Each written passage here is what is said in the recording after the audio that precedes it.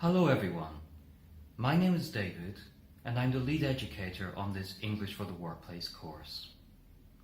We're already at the end of week 1 and I cannot believe how fast time has gone. I hope it's been the same for you, and judging by your comments it has been. It's been amazing to see so many of you joining from all over the world. We could list almost every country. I'm not going to try, but I am going to name a few. We've had Ukraine, Russia, Myanmar, Japan, Brazil, Mexico, and what's really stood out for me this time is how many of you are from the beautiful continent of Africa.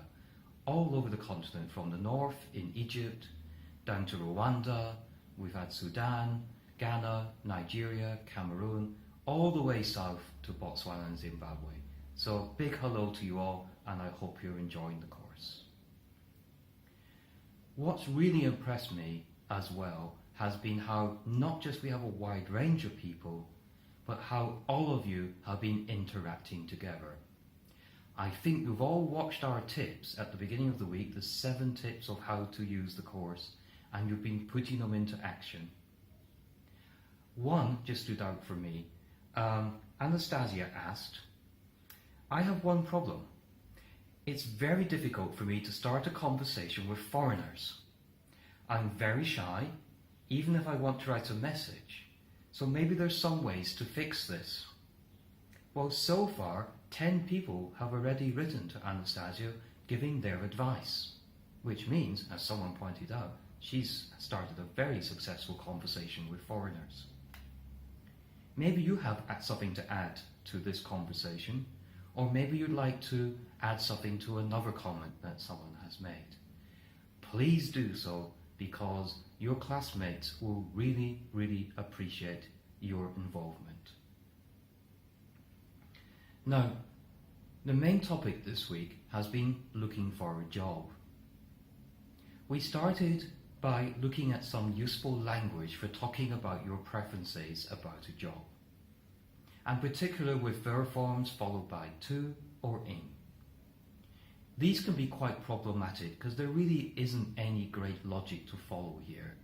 It's something that you just have to learn. However, if you'd like some good news, I can give you some. In 99% of the cases, if you make a mistake with this, everyone is going to understand you. There are just a few verbs where it's a bit tricky, but in general, people will understand you whatever you say. So be confident and go ahead and just speak or write or whatever it is you need to do. Now, we also talked about how to find a job. And finding a job often means looking at an advert, for example, traditionally in the newspaper. What many of us have noted, however, is that despite the role of the internet, we are still looking at family and friends to help us in this way.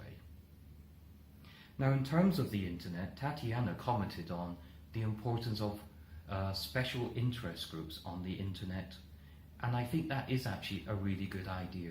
If you're wanting a job in a particular field, try and find groups of people who are working in that field. But Wafaa was just one of many people who said, yeah, internet's a great place to look, but I got my job thanks to my family and friends. Is it the same for you? Tell us in your comments. Now, at the end of the week, we looked at 2 very important things connected to applying for a job, a CV and a covering letter.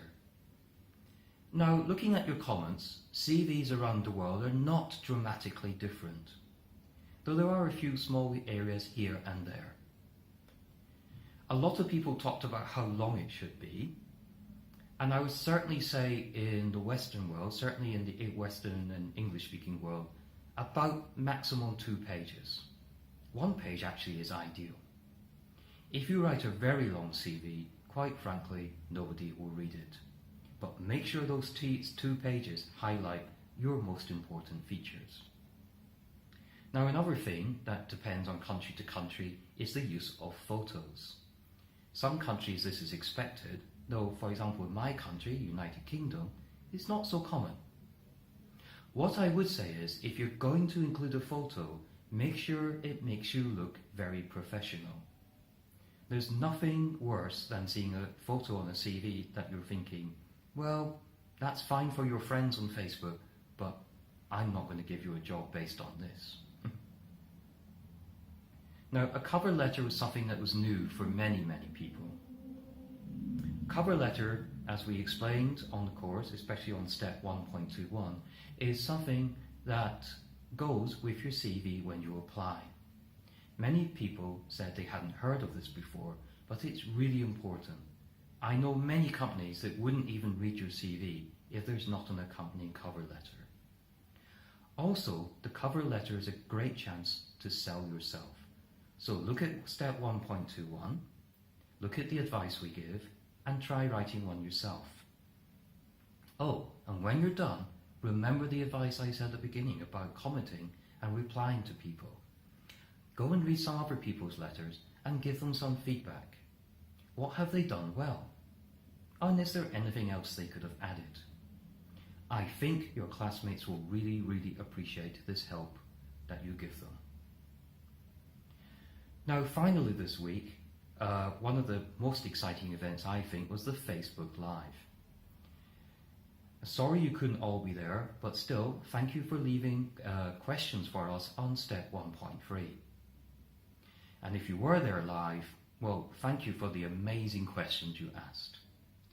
We only planned to be on air for 30 minutes, but your questions were so good, we were there for 50. If you haven't watched the video yet, go to step 1.3, it will be there. And if you have watched it live, well, there's no harm in watching again, because I think there was lots of great information, and there's probably some that you missed the first time. Now, next week, we're going to be looking at job interviews. I think this is a very important topic for all of you. Most of us find job interviews a bit scary, but I hope by the end of next week, this time next week, when you watch the next video from an educator, you'll be feeling a lot more confident. Alright, see you next week and we'll find out what job interviews are all about.